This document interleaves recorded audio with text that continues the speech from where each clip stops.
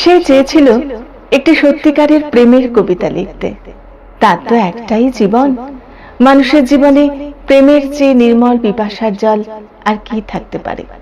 সে আরো অনুভব করত প্রেমই কবিতার প্রাণ, তার মন্ত্র, তার ধ্বনি, তার শব্দ। তবু তার কবিতা, তার নিজের লেখা একটার পর একটা কবিতা, কি প্রেম, কি জল, এমনকি পায়ের নিচের শক্ত মাটি পর্যন্ত খুঁজে পেল না। কবিতার জন্য তার দিবস ও রজনীর জাগরণ, যা ছিল তার জীবনের কঠিনতম সত্য, প্রেম নয়। তাকে বারবার অপ্রেমের দারুণ আগুনে ছুঁড়ে দিয়ে বলতো, এখানেই তোর পরিশুদ্ধি। এই যে আগুন, মানুষের পৃথিবী, আগে তার খিদে মেটা। তোর সমস্ত কবিতা, তোদের সমস্ত কবিতা সে তার ক্ষুধার্ত জিভ দিয়ে চেটে খাবে। তুই মূর্খ, জীবনের পাঠ এখান থেকেই শুরু কর। দেখতে দেখতে তার কৈশোর গেল, যৌবন গেল। এখন তার মাথার সব চুল সাদা। মাঝে মধ্যে রাত দুপুরে ঘুমোতে না পারার যন্ত্রণায় সে চিৎকার করে উঠত, আমি একটি প্রেমের কবিতা লিখতে চাই, মাত্র একটি প্রেমের কবিতা।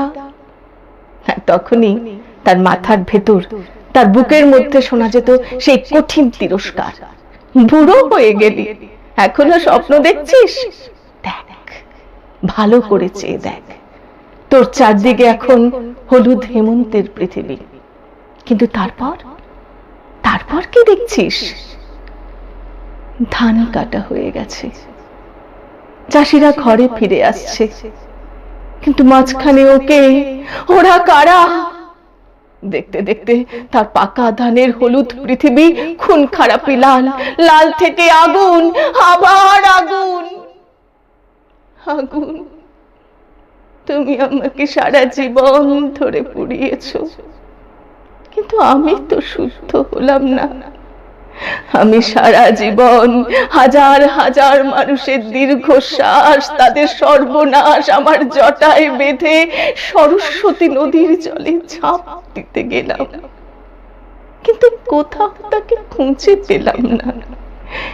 হে তুমি আমাকে কি জীবন শেখাও আগুন। তার একটি মাত্র প্রেমের কবিতা। কবিতা, তুমি এখন তিন ভুবনের কোন অতলান্ত অপ্রেমের মধ্যে ঘুমিয়ে আছো। ঘুমাও, তুমি ঘুমাও, আর আমি জেগে থাকি, আর এক আরম্ভের জন্য মৃত্যুর মুখোমুখি আমি জেগে থাকি।